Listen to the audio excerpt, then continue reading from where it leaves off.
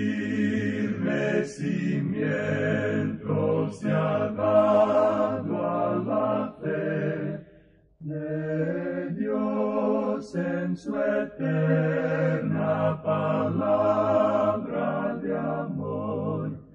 Con el propósito de compartir con usted las inmutables verdades de la palabra de Dios, presentamos A Través de la Biblia, un estudio detallado y sistemático de toda la Biblia que le ayudará a conocer lo que Dios ha revelado para nuestro provecho espiritual. Estos estudios bíblicos fueron diseñados y elaborados por el Dr. J. Vernon McGee, versado maestro de la Biblia, quien dedicó la mayor parte de su vida a la enseñanza clara y sencilla de la palabra de Dios. Acompáñenos, pues, mientras avanzamos en nuestro recorrido a través de la Biblia. Cuán firme cimiento la palabra de Dios. Es un gozo estar nuevamente con usted, amigo oyente, para traerle otro estudio de la serie A Través de la Biblia. Continuamos hoy estudiando el capítulo 1 del libro de Números, que comenzamos en nuestro programa anterior, y decíamos que Dios había hablado desde el tabernáculo. Hoy en día también hay un edificio especial en el mundo. Este edificio no es en realidad una construcción física, sino un grupo de personas. Es lo que conocemos como la Iglesia. El apóstol Pablo, escribiendo a los Efesios, dice en el capítulo 2, versículos 19 al 21, Así que ya no sois extranjeros ni advenedizos, sino conciudadanos de los santos y miembros de la familia de Dios, edificados sobre el fundamento de los apóstoles y profetas, siendo la principal piedra del ángulo Jesucristo mismo, en quien todo el edificio bien coordinado va creciendo para ser un templo santo en el Señor. Dijimos también que esta iglesia incluía a las personas que son hechura suya, como lo declara Pablo en el versículo 10 del mismo capítulo 2 de esta carta a los Efesios, cuando dice, porque somos hechura suya, creados en Cristo Jesús para buenas obras, las cuales Dios preparó de antemano para que anduviésemos en ellas. Continuamos hoy nuestro estudio del capítulo 1 de Números, leyendo los versículos 2 y 3. Tomad el censo de toda la congregación de los hijos de Israel por sus familias, por las casas de sus padres, con la cuenta de los nombres, todos los varones por sus cabezas. De 20 años arriba, todos los que pueden salir a la guerra en Israel, los contaréis tú y a Aarón por sus ejércitos. Los hijos de Israel deben ser contados y deben ser contados con el propósito de crear un ejército. Ahora, un ejército es para la guerra. Cuando estaban ellos en la tierra de Egipto, eran esclavos. Dios peleó por ellos. No les pidió que pelearan, pero ahora que han sido traídos de Egipto, que han salido de Egipto al desierto, ellos tienen que pelear contra sus enemigos. Amigo oyente, usted y yo somos creyentes y vivimos en este mundo y también tenemos enemigos. Y estos enemigos son reales. Y una vez más, permítanos referirnos a la epístola a los Efesios, donde el apóstol Pablo nos habla de la guerra de los creyentes en este mundo de hoy en día.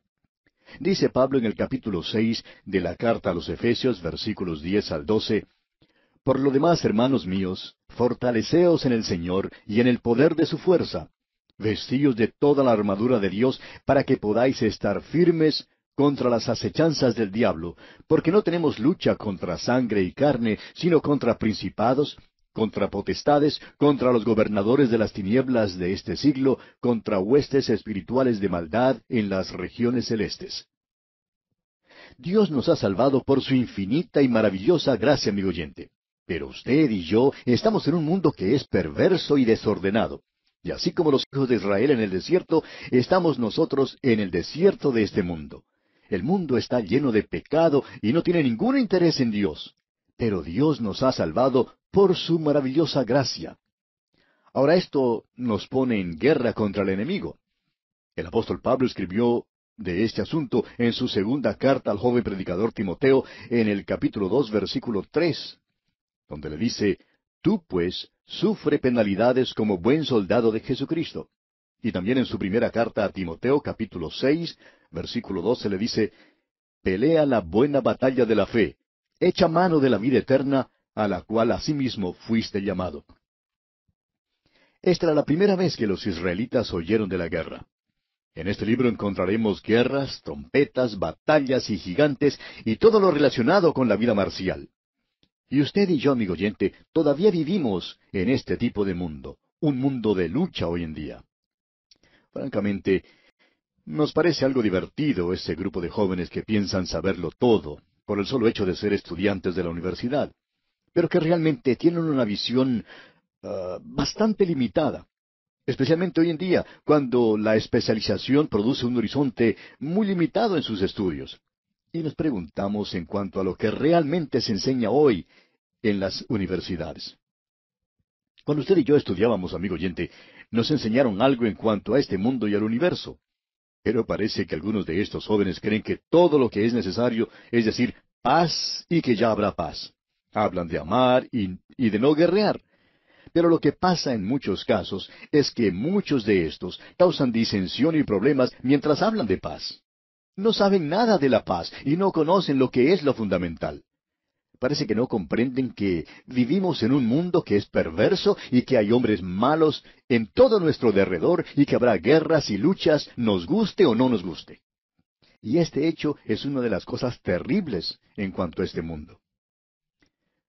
Continuemos ahora con el versículo 4 de este capítulo 1 de Números. Y estará con vosotros un varón de cada tribu, cada uno jefe de la casa de sus padres. No parece nada conmovedora la manera en que el libro principia aquí con el censo. No es una historia como aquellas novelas de misterio, ni como uno de los dramas en la televisión producidos por Alfredo Hitchcock. A primera vista uno creería que tenemos aquí 54 versículos repletos con detalles de poca importancia y de lectura bastante pesada. Pero es necesario recordar, amigo oyente, que estos detalles eran importantes para Dios. Y si reconociéramos algunas de las grandes verdades que hay aquí, también hallaríamos muy conmovedora e interesante su lectura.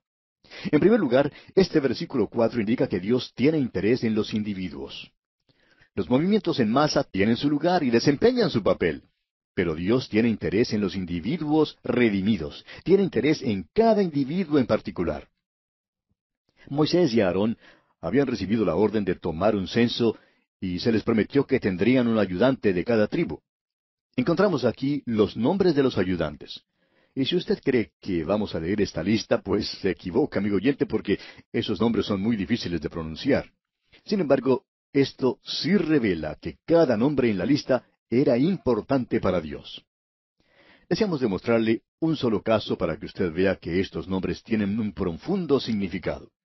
Si uno comprende el sentido hebreo de los nombres, cada uno le dará un mensaje maravilloso. Leamos pues el versículo 5 de este capítulo 1 de Números. Estos son los nombres de los varones que estarán con vosotros. De la tribu de Rubén, Elisur, hijo de Sedeur. Esto no parece muy interesante ni conmovedor, pero permítame explicarle. Rubén era el hijo mayor de Jacob, pero fue puesto a un lado y no recibió la bendición de la primogenitura. Leemos allá en Génesis 49, versículos 3 y 4, Rubén, tú eres mi primogénito, mi fortaleza y el principio de mi vigor, principal en dignidad, principal en poder, impetuoso como las aguas, no serás el principal, por cuanto subiste al lecho de tu padre, entonces te envileciste, subiendo a mi estrado. ¿Ve usted? Rubén, impetuoso como las aguas. El hombre elegido de esta tribu tendría que ser un tipo diferente. Elisur, el hijo de Sedeur, era aquel hombre, pues Elisur significa mi Dios es una roca. Y Sedeur significa el omnipotente es fuego. ¿Ve usted? Esto se está volviendo interesante, ¿no le parece? Es posible que este hombre Elisur, mi Dios es roca, perteneciera a una tribu impetuosa como las aguas, pero él conocía a una roca que es firme. Es como la mujer escocesa que dijo, yo muy bien puedo temblar en la roca, pero la roca nunca temblará debajo de mí. Ahora recuerde usted que ellos habían cantado en el cántico de Moisés que Dios era su roca, y ese hombre había aprendido eso. Él sabía que Dios es una roca en tierra de cansancio y que Él es una roca que es un fundamento sobre el cual podemos apoyarnos firmemente. Es maravilloso saber, amigo oyente, que usted puede ser una persona impetuosa y proceder de una familia impetuosa, pero que hay una roca para usted. Mi Dios es una roca. Bien, pasemos ahora al versículo 18 de este capítulo 1 de Números.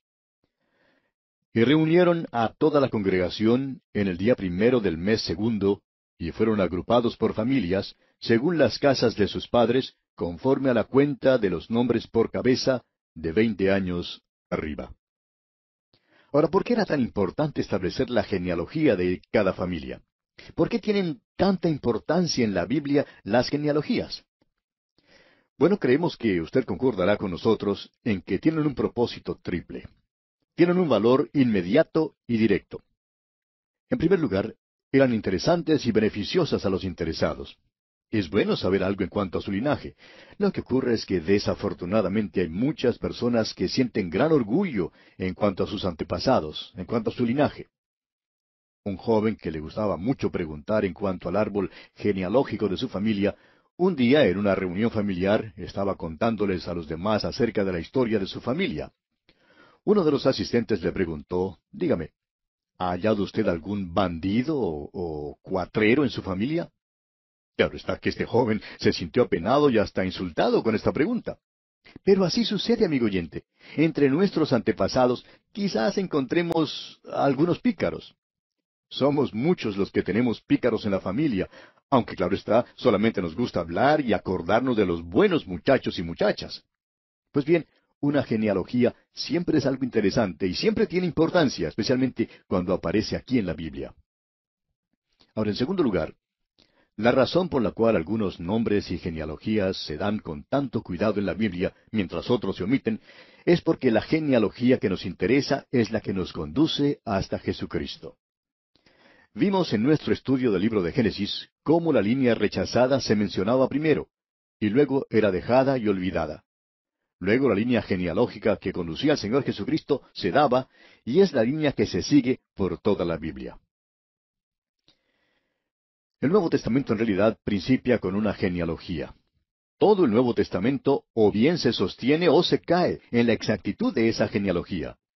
Esta genealogía estaba registrada y probablemente fue puesta de manifiesto en el templo de aquel entonces. Era algo que se podía verificar con toda facilidad. Es importante notar que la exactitud de la genealogía de Jesucristo nunca ha sido dudada por sus enemigos. No han encontrado ninguna falla en ella. Y en tercer lugar, las genealogías son importantes porque Dios prohibió el matrimonio entre parientes, o entre judíos y personas de otras razas. Y era esencial que a un verdadero israelita le fuera posible declarar su linaje. Ellos eran los beneficiarios del pacto hecho con Abraham. La genealogía era necesaria para poder determinar quién era elegible para el sacerdocio. Aquellos que no tenían un linaje apropiado simplemente eran excluidos del privilegio del sacerdocio. Un ejemplo de esto lo encontramos allá en el libro de Nehemías. En el capítulo 7 de ese libro, versículos 63 y 64, leemos, «Y de los sacerdotes, los hijos de Abaía, los hijos de Cos y los hijos de Barzilai, el cual tomó mujer de las hijas de Barzilai Galaadita y se llamó del nombre de ellas. Estos buscaron su registro de genealogías y no se halló, y fueron excluidos del sacerdocio». Los levitas que no podían declarar su genealogía eran excluidos del sacerdocio. Ahora hay un mensaje en todo esto para nosotros hoy en día, amigo oyente. ¿Se puede usted imaginar de alguien preguntándole a un joven de aquel entonces, «Oye, ¿eres tú israelita?» Y si contestaba, «Pues espero que sí, pero no puedo estar seguro sino hasta cuando me muera». ¿Qué cree usted que le sucedería? Pues le habrían rechazado. Ahora supóngase que otro joven pasara adelante y que le preguntaran, «¿Y tú, eres israelita?» ¿Qué cree usted que le harían si contestara, «Pues trato de ser israelita, pero estoy ocupándome en ello y algún día espero llegar a serlo»? ¿Habría sido eso aceptable?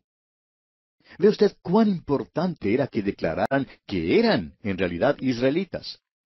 Cada uno tenía que saber, tenía que estar seguro de que era hijo de Abraham.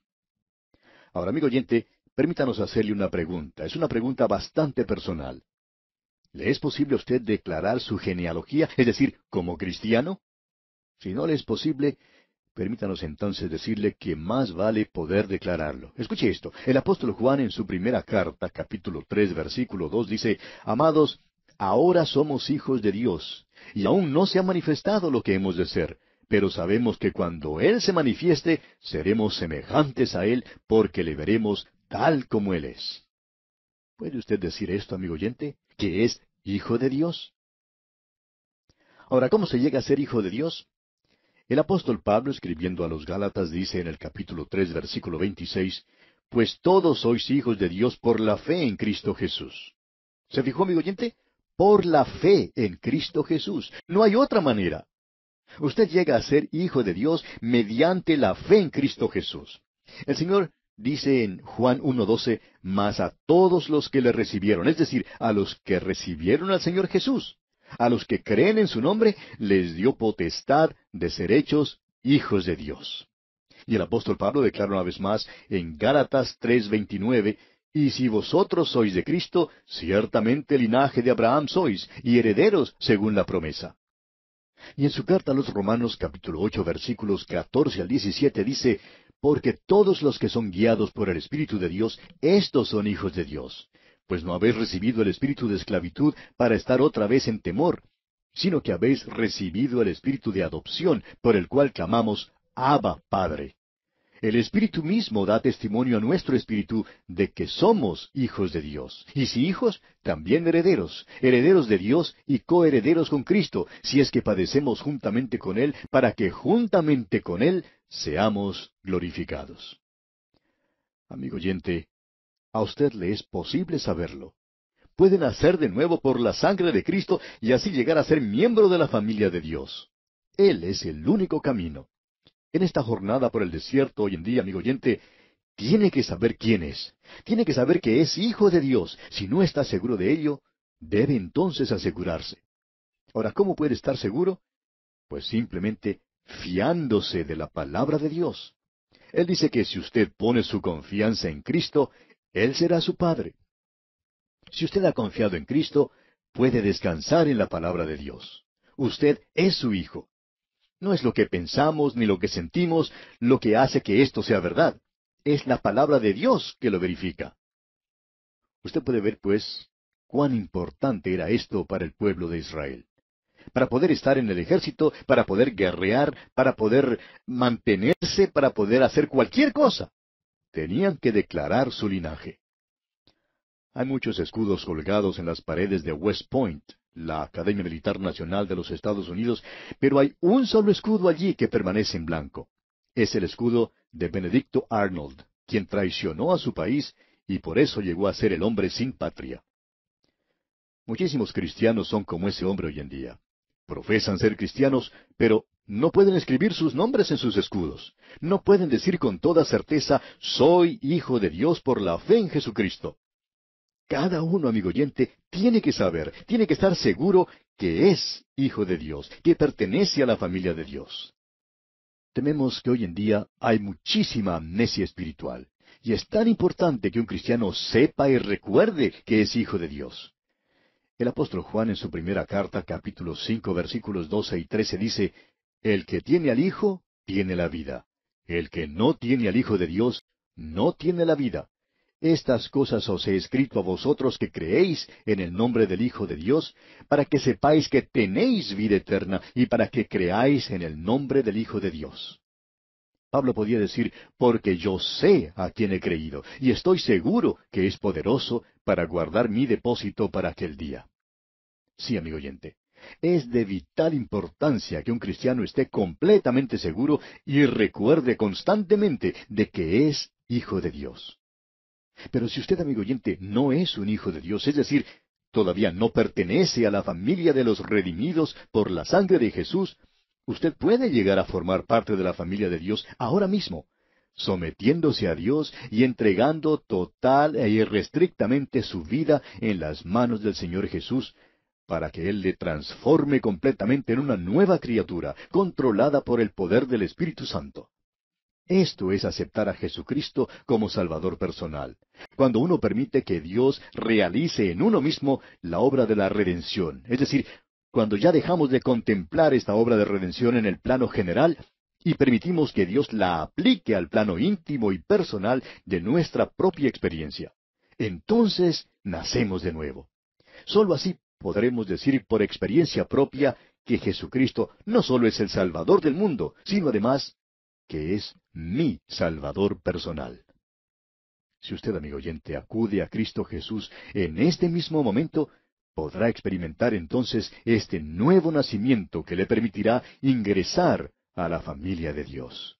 Le exhortamos, pues, a acudir al Señor Jesucristo en esta hora, para que así pueda usted decir con toda certeza, yo soy un hijo de Dios. Dios le ayude a hacerlo.